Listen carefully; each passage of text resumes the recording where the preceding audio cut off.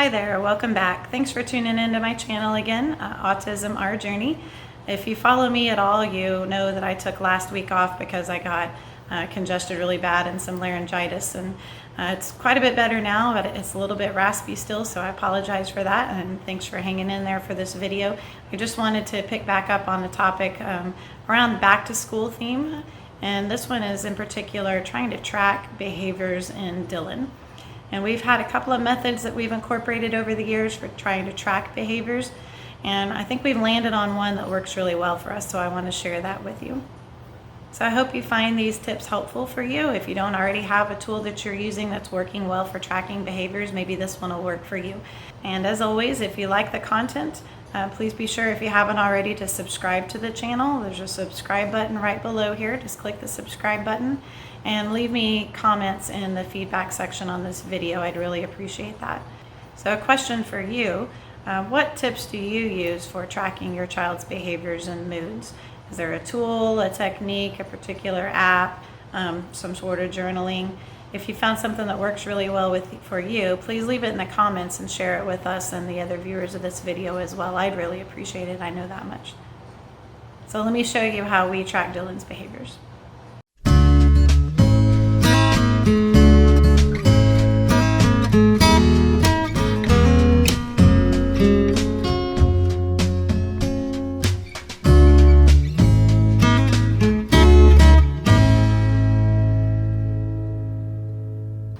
So as you probably know, if you've been following me, Dylan is 15. So we've had a long road of learning Dylan and learning about autism. So we've tried a lot of different things to try to understand the best approach for journaling or documenting Dylan's behaviors and moods, particularly around medication changes or significant transitions like starting back to school or starting summer when we're not in school every day anymore. So in the early days, we literally used a journal method, and we would just try to document in a journal that had a relatively large space for each day to capture high level what his moods and behaviors were for that particular day. And in our household, we have a split household, so Dylan spends about half his time at my house and then half his time at his dad's house. So with the split home comes another unique challenge around trying to adequately document and journal behaviors over a period of time so that you can see some trends or whatever that might be. So during the time when we were using the journal method, that had its own set of challenges that came with it, and one of course was making sure that the journal went with Dylan back and forth. The other challenge that we found with the journal approach was it was really difficult to identify quickly over time what the trends were looking like, because it's just a whole bunch of handwritten text. You know, we tried some highlighting in different colors, but still it was really difficult to see that trend over time. And then you have a limited space for the day that you can journal your behaviors, as opposed to trying to understand whether the behaviors are different in the morning or after lunch or in the evenings or on certain days of the week, weekends as opposed to school days. That was very difficult to see in paper version in a journal. So about a year ago, we found a technique that works a whole lot better for us. And that was really simply using a calendar that's associated with a Gmail account. So I took an opportunity to set up a standalone Gmail account that's not used for any other reason except for the calendar. And I shared that login information with Dylan's stepmom. And I'll show you some of the benefits of using the Google Gmail calendar feature. You can do this through the Gmail apps on your phone, any device. I believe that works as long as you sign into your Gmail account. You can do it from your computer as well, so that's really handy.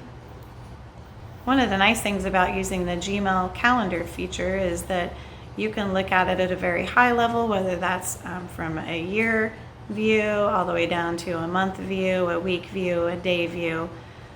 Depending on how interested you're in and documenting every microsecond of every single day, you can use this really however best suits your particular needs. But what we found is generally we will go in each day during the day and we'll block a period of time where a behavior is a particular way. For example, in the morning after he got up, he woke up in a good mood. The good mood lasted until about lunchtime, and then he started getting irritable, something like that. So we'll block out, for example, 8 a.m. until noon. We'll put a couple of notes in there about his mood and behaviors at that particular time. And then you can color code it, which I think is one of the best things about using a tip like this, using a Gmail calendar, is depending on the view that you look at it, you can very quickly identify whether you're seeing a lot of green, which we use for good, or yellow, which we use for not great, not in a great mood, or a little bit irritable, or red, which we use for either a significant meltdown, or he's gotten aggressive or destructive or something like that for a period of time. And the Gmail feature has a lot of different colors that you can choose from, and we use almost all of those colors for a variety of different reasons. We use the dark purple color to signify when we might make a medication change, or when we might give him a medication that's intended to relax him, or a medication that's intended to help him sleep on nights when he has difficulty sleeping. So again, those are visual colored markers on your calendar over time that will help you quickly identify where that bad day was or where that medication change occurred. It's a really handy tool. And I don't know about you, but it never fails. Stepmom and I, we go to the doctor's office with Dylan or the psychiatrist's office, and the first question is, well, how have things been?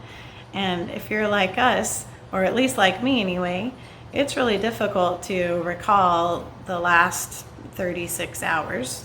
For me, I can remember if it's been really bad, it kind of feels like the last couple of weeks have been really bad. If it's been really good, generally, we might forget some of the bad moments over the last couple of weeks or the last month or two since the last time we've had an appointment. So this calendar, again, gives us the ability to quickly look at that previous month at a very high level. If the colors alone are helpful to see generally things have been going well, or you know what, we've had a lot of red or a whole lot of yellow, and maybe we need to try to understand what the cause of that is, or consider a medication change or a modification of Dylan's behavioral plan at school. So over here I'll show you a couple of screenshots, and this is just the view from the app on my phone. So this is the day view, what it looks like looking at the view from a day at a time. And you'll notice again the blocks of time that we have color coded for generally what the mood or behavior was at the time, any medication changes, etc. And then this would be an example of the week view. Again, you can pretty quickly see that we had some good days, we had some bad days, but generally we had a common behavior, whether that was good or bad. And then this would be an example of the month view. And again, this is really helpful for scanning through the months. The next time you go to a doctor's appointment, or the next time you have an IEP meeting, to look at high level, how have things generally been going? So again, this is the tool that we're using, and we found it works really well, whether it's something that you try to incorporate yourself at home. It's also a good tool to share with others, whether that's a grandparent or a sitter. You might think about even sharing it with a therapist if your child is in a therapy situation for several hours a day, or a few hours a couple of times a week. But we've also, again, found that it's worked really well for us in a split home, because stepmom and I, we can each access that calendar any moment in time at the same time from our phones or our computers, whatever we find most convenient at the time.